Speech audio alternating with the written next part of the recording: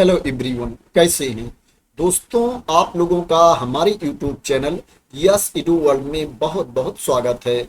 दोस्तों, अगर आपके पास ग्रेजुएशन की डिग्री है, स्नातक की डिग्री है और आप सरकारी नौकरी करना चाहते हैं, परमानेंट गवर्नमेंट जॉब चाहते हैं और एक अच्छी पोस्ट पर नौकरी करना चाहते हैं जिसमें आपको सैलरी काफ़ी अच्छी मिले, तो दोस्तों आज मैं आप लोगों के लिए एक ऐसी ही वैकेंसी की इंफॉर्मेशन लेकर के आया हूं जिसमें काफ़ी अच्छी अच्छी पोस्ट है और जो आपको सैलरी मिल रही है वो भी काफ़ी अच्छी मिल रही है। नंबर ऑफ पोस्ट की बात करें तो वो भी कम नहीं है, बहुत कम नहीं है। 1481 पद हैं, 1481 पोस्ट है जिसके लिए एप्लीकेशन इनवाइट किया गया है। परमानेंट गवर्नमेंट जॉब है। दोस्तों, जैसा कि आप जानते हैं, जो सीजीएल का विज्ञापन जारी किया जाता है एसएससी के द्वारा जारी किया जाता है। जो एसएससी सीजीएल का एग्जाम होता है वो सेंट्रल लेवल पर एग्जाम होता है, लेकिन दोस्तों जो सीजीएल है इसका एग्जाम सेंट्रल लेवल पर ही नहीं होता है,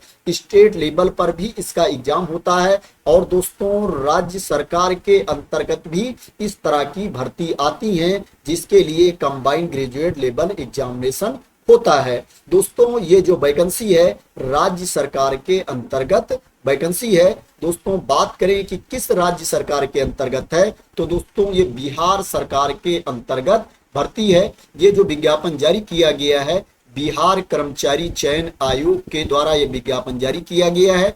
बिहार स्टाफ सिलेक्शन कमीशन के द्वारा ये विज्ञापन जारी हुआ है। दोस्तों बात करें इसमें पोस्ट कौन कौन सी है, तो दोस्तों इसमें सहायक प्रशाखा पदाधिकारी की पोस्ट है, योजना सहायक की पोस्ट है, कनीय सांख्यिकी सहायक की पोस्ट है, डाटा एंट्री ऑपरेटर की पोस्ट है और अंकेक्षक की पोस्ट है। अब दोस्तों इसमें बहुत लोगों को क्लियर नहीं हो रहा होगा कि ये अंकेक्षक क्या है, क्योंकि ये शुद्ध हिंदी में लिखा हुआ है। तो दोस्तों मैं आप लोगों को इंग्लिश में भी जानकारी दे देता हूं।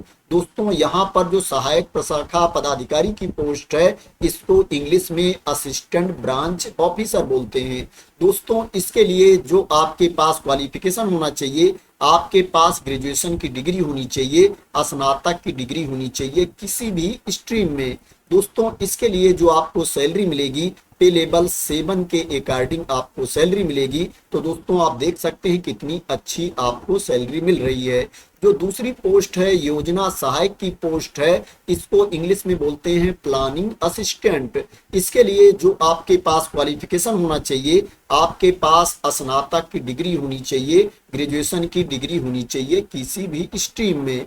जो तीसरी पोस्ट है वो कनीय सांख्यिकी सहायक की पोस्ट है, इसको इंग्लिश में जूनियर स्टेटिस्टिकल असिस्टेंट बोलते हैं। इसके लिए जो आपके पास क्वालिफिकेशन होना चाहिए, आपके पास ग्रेजुएशन की डिग्री होनी चाहिए, स्नातक की डिग्री होनी चाहिए गणित में, मैथ में या अर्थशास्त्र में, इकोनॉमिक्स में या वाणिज्य में, कॉमर्स में या सांख्यिकी में आपके पास स्नातक की डिग्री होनी चाहिए। जो चौथी पोस्ट है डेटा एंट्री ऑपरेटर की पोस्ट है, इसके लिए जो आपके पास क्वालिफिकेशन होना चाहिए, आपके पास ग्रेजुएशन की डिग्री होनी चाहिए, स्नातक की डिग्री होनी चाहिए और साथ में आपके पास पीजीडीसीए होना चाहिए, किसी मान्यता प्राप्त संस्थान से post graduate diploma in computer application होना चाहिए, या आपके पास बीसीए की डिग्री होनी चाहिए या बीएससी आईटी की डिग्री आपके पास होनी चाहिए। अगर आपके पास बीटेक है कंप्यूटर साइंस से तो भी आप इसमें अप्लाई कर सकते हैं। BTech B computer science and engineering वालों को भी यहाँ पर मौका दिया गया है, बीटेक आईटी वालों को भी मौका यहाँ पर दिया गया है। इसके बाद जो पांचवी पोस्ट है वो अंकेक्षक की पोस्ट है। दोस्तों इसको हिंदी में बोलते हैं दोस्तों ऑडिटर। दोस्तों यहाँ पर जो ऑडिटर है इसमें भी दो तरह की पोस्ट है। दोनों के लिए दोस्तों आपको पे लेवल 5 के अकॉर्डिंग सैलरी मिल रही है, वेतन स्तर 5 के अकॉर्डिंग आपको सैलरी मिल रही है। जो डाटा एंट्री ऑपरेटर के लिए आपको सैलरी मिलेगी वो पे लेवल 6 के अकॉर्डिंग आपको सैलरी मिलेगी।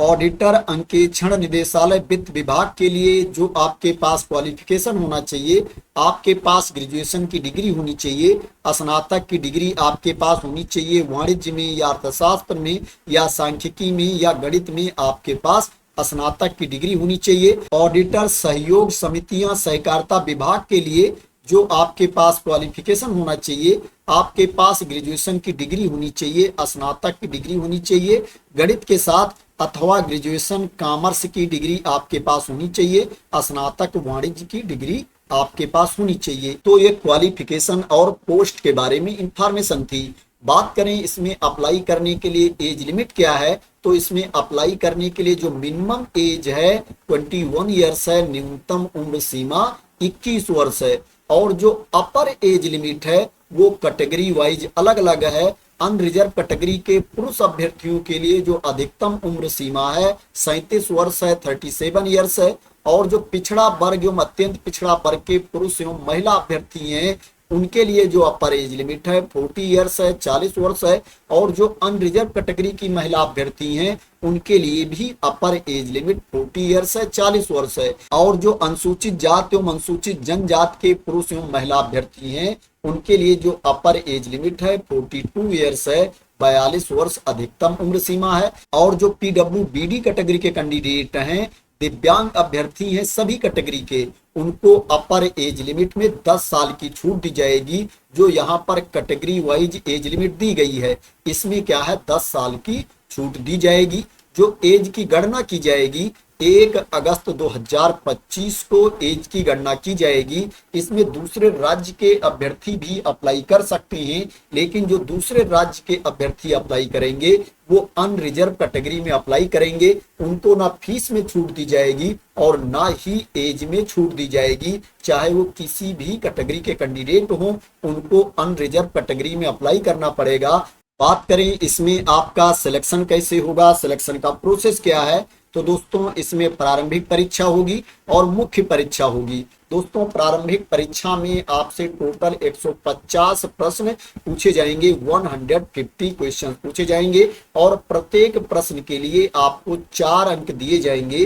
जो 1 क्वेश्चन होगा वो 4 मार्क्स का होगा। तो दोस्तों जो प्रारंभिक परीक्षा होगी ये 600 मार्क्स की होगी, 600 अंकों का आपका प्री एग्जाम होगा। इसके लिए जो आपको टाइम दिया जाएगा 2 घंटे 15 मिनट का टाइम आपको दिया जाएगा। इसमें निगेटिव मार्किंग भी होगी। अगर आप किसी प्रश्न का गलत उत्तर देते हो तो एक गलत उत्तर के लिए 1 अंक आपके काट लिए जाएंगे। प्रारंभिक परीक्षा में एक पेपर होगा सामान्य ज्ञान का। इसमें सामान्य अध्ययन से प्रश्न पूछे जाएंगे, सामान्य विज्ञान एवं गणित से प्रश्न पूछे जाएंगे, जनरल साइंस और मैथ के क्वेश्चन होंगे, और मानसिक क्षमता जांच से संबंधित प्रश्न पूछे जाएंगे।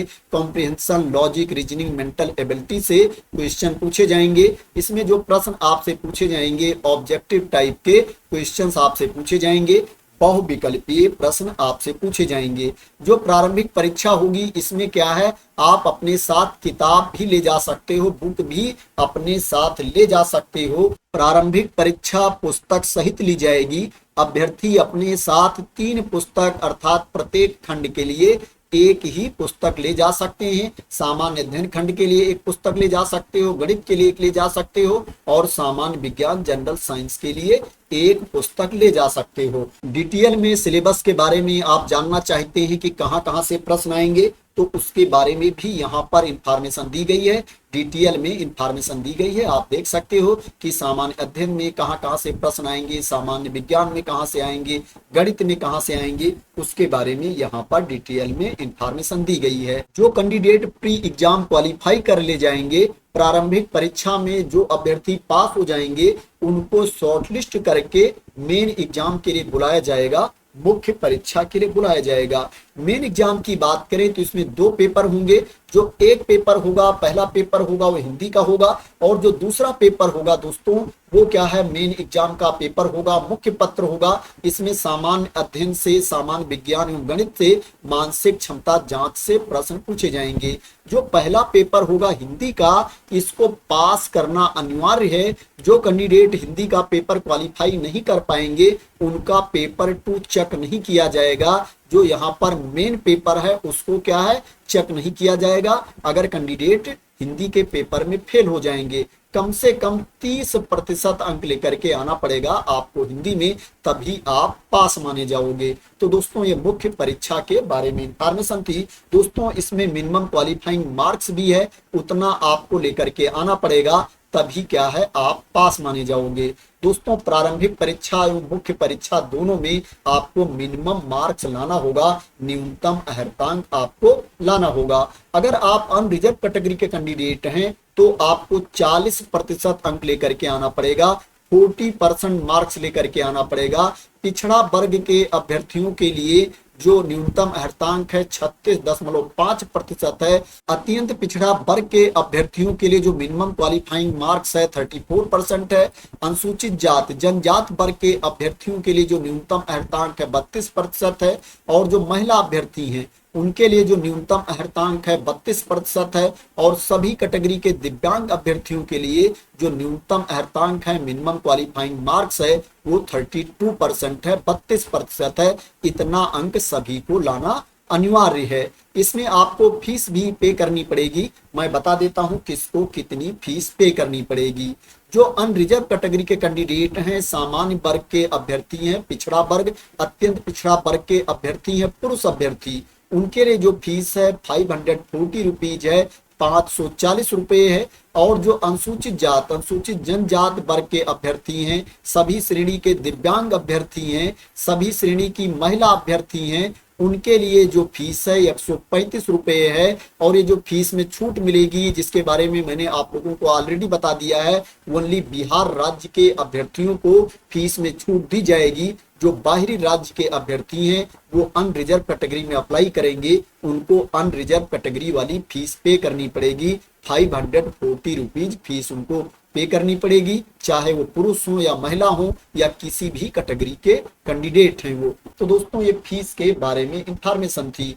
दोस्तों बात करें कि आप कब तक इसमें अप्लाई कर सकते हैं, अप्लाई करने की लास्ट डेट क्या है, कब से एप्लीकेशन स्टार्ट है। तो दोस्तों इसमें जो एप्लीकेशन स्टार्ट है 18 अगस्त 2025 से एप्लीकेशन स्टार्ट है। और जो एप्लीकेशन की लास्ट डेट है वो 19 सितंबर 2025 है। 19 सितंबर 2025 तक आप इसमें ऑनलाइन मोड में अप्लाई कर सकते हैं। जो फीस पेमेंट की लास्ट डेट है वो 17 सितंबर 2025 है। 17 सितंबर 2025 तक आप ऑनलाइन मोड में फीस की पेमेंट कर सकते हैं। मैं इस पीडीएफ को अपने टेलीग्राम चैनल पर डाल दूंगा, वहां से आप लोग इस पीडीएफ को डाउनलोड कर लेना और क्या है पूरी डिटेल्स चेक कर लेना। दोस्तों अभी एप्लीकेशन स्टार्ट नहीं हुआ है, जो अप्लाई करने का लिंक है वो एक्टिव नहीं हुआ है। दोस्तों जैसे ही एप्लीकेशन स्टार्ट होगा जो अप्लाई करने का लिंक है उसको मैं अपने टेलीग्राम चैनल पर डाल दूंगा, या दोस्तों एक छोटी सी वीडियो बना करके मैं आप लोगों को इंफॉर्मेशन दे दूंगा कि एप्लीकेशन स्टार्ट हो गया है, आपको कहां पर जाकर के अप्लाई करना है, आप कैसे अप्लाई कर सकते हैं। दोस्तों आप अपने आप भी डिटेल्स देख सकते हैं, बिहार स्टाफ सिलेक्शन कमीशन की वेबसाइट पर जाकर के दोस्तों आप पूरी डिटेल्स अपने आप भी देख सकते हैं। तो दोस्तों ये बिहार में वैकेंसी निकली है और ये जो विज्ञापन जारी किया गया है बीएसएससी के द्वारा ये विज्ञापन जारी किया गया है। ये सीजीएल का एडवर्टाइजमेंट है, कंबाइंड ग्रेजुएट लेवल एग्जामिनेशन का ये विज्ञापन जारी किया गया है। तो दोस्तों आशा करते हैं कि आपको इस वैकेंसी के बारे में, इस भर्ती के बारे में क्लियरिटी मिल गई होगी। दोस्तों अगर आपको इस वैकेंसी के बारे में क्लियरिटी मिल गई हो और इसी तरह की इंपॉर्टेंट अपडेट चाहते हैं, इंफॉर्मेशन चाहते हैं, वैकेंसी की न्यूज चाहते हैं, तो दोस्तों आप लोग मेरे चैनल को सब्सक्राइब कर लेना अगर अभी तक सब्सक्राइब ना किया हो। और दोस्तों अगर आप लोगों को लगता है कि मैंने आप लोगों को सही इंफॉर्मेशन दी है, क्लियर इंफॉर्मेशन दी है, तो दोस्तों इस वीडियो को आप लोग लाइक और शेयर भी कर देना। तो थैंक यू सो मच दोस्तों फॉर वॉचिंग।